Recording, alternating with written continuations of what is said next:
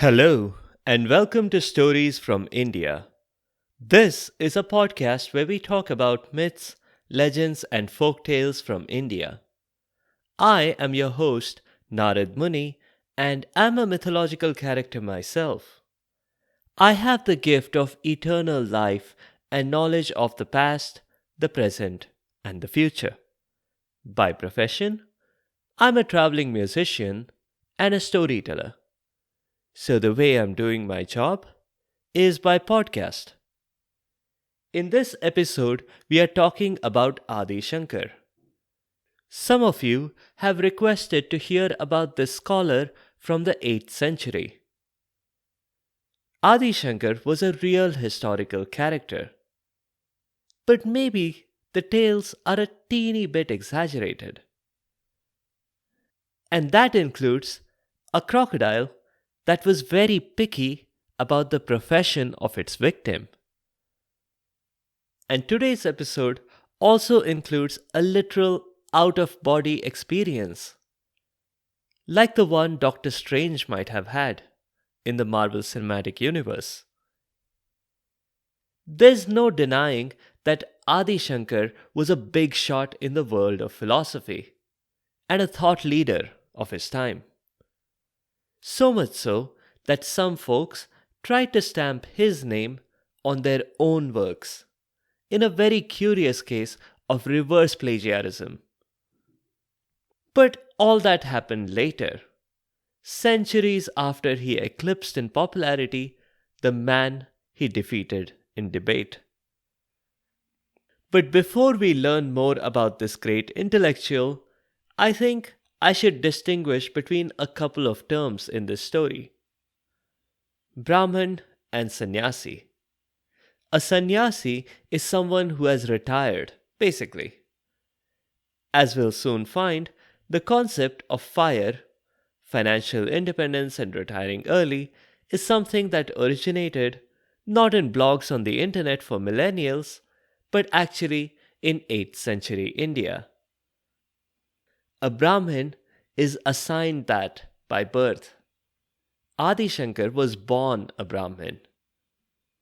By the way, I won't call him just Adi or just Shankar, but his full name. Adi Shankar's parents, Shivaguru and Aryamba, were just a regular couple in a village in Kerala. Shivaguru held a 9 to 5 job, and his wife took care of the household. They were neither poor nor rich, but they were extremely pious, and they lost no opportunity in giving donations to the poor and needy.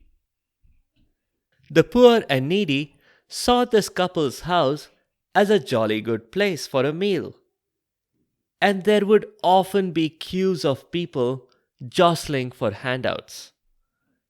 When Shivaguru and Aryamba announced that they were going to be going away to nearby Trichur, there was a near rebellion outside the gates. The people waiting in line grumbled at having to go back to their 9 to 5 jobs instead of getting these free handouts. But hey, at least Shivaguru and Aryamba promised to return in a couple of days. The couple prayed to the gods at the temple in Trichur. They had been good, hadn't they? Could they have a child, please? More specifically, a boy? That should not surprise anyone. In the 8th century, it would have been considered going against the norms of society to pray for a girl child. Now, something very unusual happened that same night. Because this was about their dream, they did not realize that until they talked to each other the next morning. As they good morninged each other, they were both surprisingly cheerful. That was not normal. The usual atmosphere resembled a depressing Charles Dickens novel. The reason for their surprisingly good mood was their dream. In their dream, Shiva himself had appeared and promised them something. something they wanted more than anything else in the world: a child. Actually, he had given them an option. He had said, Option A, they could have 100 ordinary children. You know, the kind who at best got a B grade in their exams. And these 100 children would live to be the average human life expectancy of 8th century India. Option B was that they could have a single extraordinary child who would not live very long. Shivaguru worried if there was some kind of a trick here. There are two sides to a bell curve. Did Shiva mean that the child would be extraordinarily bad or extraordinarily good? But Shiva assured him that the child would be extraordinary in a positive way. Aryamba wanted to know that if she went with option B, how long the child would live. And in case Shiva had any doubts, she preemptively swore that she wasn't planning to take out a conveniently timed life insurance policy on the child.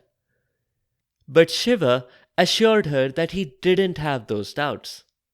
The boy would live 8 years. When Shivaguru and Aryamba compared notes, they concluded that 8 years was the blink of an eye. But they considered the child a gift from Shiva. And if you get a gift from a god, you jolly well aren't going to refuse. They both were convinced that what they had experienced wasn't just a dream. I mean, they had been dreaming, true, but the fact that Shiva himself had appeared to each of them with an identical question, that meant there was something more to it than random chance. Events soon proved them right. The couple had a boy, and they named him Adi Shankar. I think it was the knowledge that the boy had very few years to live that prompted the parents to accelerate everything in Adi Shankar's life. So, at the age of 4, Adi Shankar could not only read and write, but he could also understand the Vedas, which are amongst the oldest Hindu scriptures. Had the Guinness Book of World Records existed in the time, Adi Shankar would have been on it. And he would have read it too, given his ability to quickly read through voluminous books. Because Adi Shankar had such a detailed knowledge of these scriptures, he had no trouble in being accepted in boarding school. Yes, these boarding school teachers usually had a strict entry requirement. But in Adi Shankar's case, they were easily met. Now, you might ask why Adi Shankar's parents were content to let their 5-year-old boy go off to boarding school when they knew he had only 3 more years to live. Wouldn't it make sense to homeschool him? Ideally, yes, but in the 8th century, there was a strict monopoly on who could teach children and who could not. And rich parents could not teach their own children. The poor and destitute were a different story. No one cared how they were schooled. If Adi Shankar was a prodigy at reading and writing, he turned out to be even smarter at school. His school was teaching the meaning of the Vedas, which he already knew. So he discovered that technically he had been homeschooled after all. When things were going this well, no wonder that in just 3 short years, Adi Shankar graduated. And yes, he was 8 years old at the time, which will certainly leave you wondering if death's blow was coming. It was indeed coming, but the first blow came not to Adi Shankar, but to his father. Adi Shankar was welcomed home not with tears of joy. His mother hugged him as she wailed. Ostensibly, Her tears were for her husband, who had just passed away. But in reality, she cried for her boy, who would also be rudely snatched away from her. It took a lot of assurance over many days and weeks from Adi Shankar before she was convinced that he wasn't going anywhere. And that was the moment he brought up that he wanted to go away. You mean go backpacking? See the world? That sort of thing before you settle into a job for good? His mother asked, cautiously. Adi Shankar admitted that that's not all that there was to it. He wanted to become a sannyasi.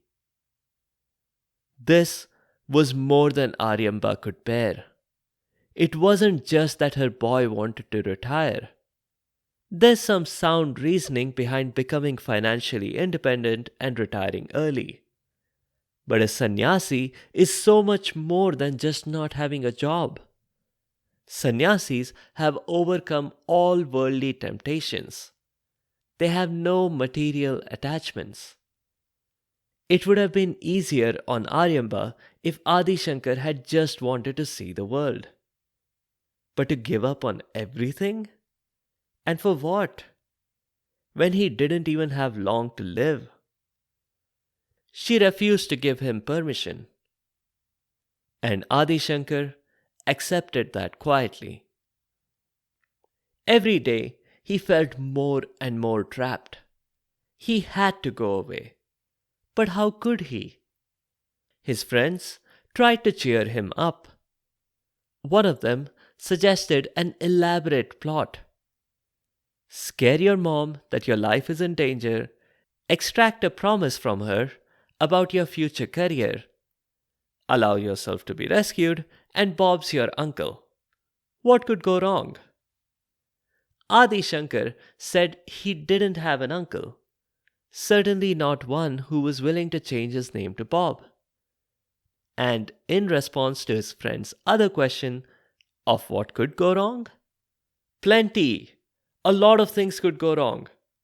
And he didn't want to scare his mother. As it turned out, she ended up being scared after all.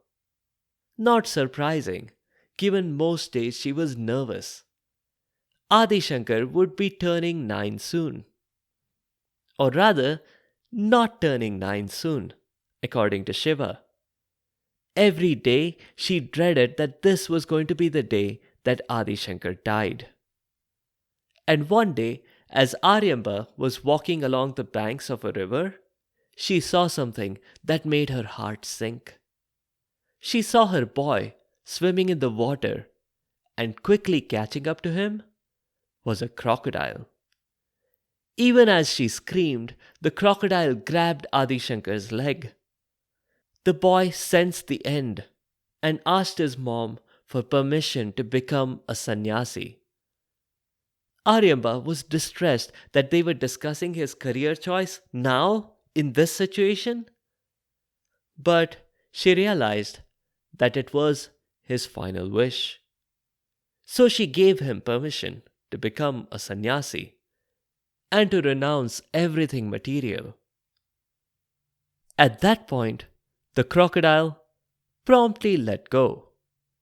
Everyone was surprised, but I guess crocodiles in those days were really very picky about whom they eat. Brahmins, sure, were on the menu, but sannyasis, not so much. And if you're thinking that all this was an elaborate setup to get Aryamba's permission, dismiss the thought. It was clear, even to Aryamba, that this was the path forward for her son. Now that she retrospected on Shiva's words, she could see a different way of interpreting his words. Adi Shankar would not live long in their lifestyle. But as a sannyasi, he would live much longer. So Adi Shankar, not yet 9 years old, retired and went off to see the world and to help the people in its far corners. This wasn't just some touristy backpacking trip. He picked up many followers along the way. He got involved in many debates with other philosophers. He convinced them of his line of thinking, which was that the wisdom of the world was in the Vedas, and not all rituals were strictly necessary. That did not sit well with some other philosophers. One of them was Mandan Mishra. Adi Shankar and Mandan Mishra's debate was a high stakes one. The loser would have to give up his philosophy and switch to the other. But as this debate was about to start, Mandan Mishra's wife, Saraswati, who was also the judge, questioned Adi Shankar's eligibility. How could he know how to debate against the non sannyasi or ritualistic life? He had never experienced being a householder. He didn't have a wife or a family to care for. That was actually a very valid point, thought Adi Shankar. He requested a timeout and went off to a secluded cave. There, through a trick that he had divined from his studies, his soul left his body. I don't mean to say he died. His soul was just on sabbatical, a study tour. It found a king in faraway Bengal who had just then passed away. Adi Shankar's soul entered the king's body. To the king's subjects and family, it appeared as if the king had suddenly come back from the dead. Either that or their doctors were really incompetent at telling if a person was dead or alive. Adi Shankar took maximum advantage of the situation and learned everything there was to learn about being a householder, even a privileged householder. And that included taking care of an entire kingdom, not just his family, which consisted of several queens and princes and princesses. Adi Shankar was careful to make mental notes, because his soul couldn't bring back anything physical. If his family and subjects sensed a personality change in their dearly departed and recently reappeared king, they did not show it.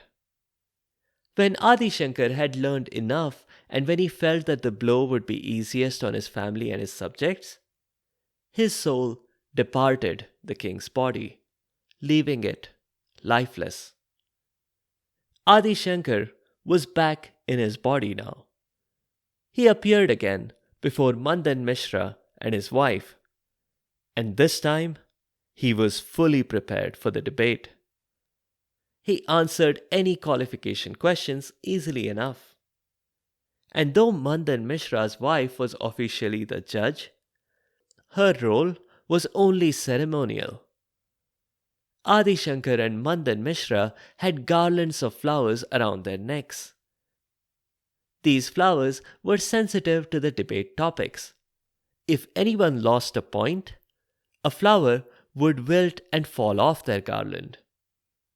This is space age technology, and it was found in 8th century India. Well, there are no prizes for guessing who won the debate. If Mandan Mishra had won, maybe I would have based this episode on him. Anyway, despite everything, for a couple of centuries after this, Mandan Mishra was the more popular philosopher amongst the two. And it was only later that Adi Shankar climbed past his debate rival on the medieval Indian Philosopher's Weekly billboard. Adi Shankar did not live much longer, but passed on his teachings in every corner of the country. Over the course of his remaining life, he did a number of other things, like reversing the course of a river when it flooded some villages, helping to locate a famous idol that had somehow gotten misplaced, and convincing bandits to change their ways. A few more notes on the show. Besides Brahmin and Sannyasi, there are many other terms that are used, and they all have their own nuances. Rishi, Muni, Sadhu, Brahman, and many others. I'll clarify the distinction between these. I do want to put a bit of a disclaimer here. These terms have varied over time, and they have also been used interchangeably. So the definitions you're about to hear are not strictly necessarily what you might find somewhere else. I've just tried to find the best fit. A rishi is someone who studies the Vedas and other scriptures. A muni's distinguishing feature is that they are free of emotions such as anger and animosity. That should rule out Durvas and Vishwamitra, both of whom we have encountered before on this show. A sadhu performs some daily spiritual practices, which could be specific to one or more rituals, sort of like specializing. A sannyasi, as we saw, is someone who has given up all material attachments. A Brahmin is part of the caste system. They traditionally were the scholars, but weren't required to be. They could hold other white collar jobs. A grihasth is a householder, someone who runs a family, takes care of electricity bills, files taxes at the end of the year, and so on. An acharya is someone who passes on knowledge, someone who teaches. A sant is a saint, by action and not by birth. I hope that clarifies the distinction between these terms. We'll end it here today. In the next episode, we'll do a story from the Panchatantra. It's about a bag of gold coins that gets misplaced. Again, and again, and again, and again. You get the picture. If there's one lesson that this comedy of errors teaches us, it is to not feed your gold coins to your goat. If you have comments or suggestions, or if there are particular stories you would like to hear, please do let me know by leaving a comment or a review on the site sfipodcast.com or tweet at sfipodcast. You can also find me on Instagram and Facebook. Be sure to subscribe to the show to get notified automatically of new episodes. A big thank you to each and every one of you for your continued support and your feedback. The music is from purpleplanet.com. That's purple-planet.com. Thank you for listening, and I'll see you next time.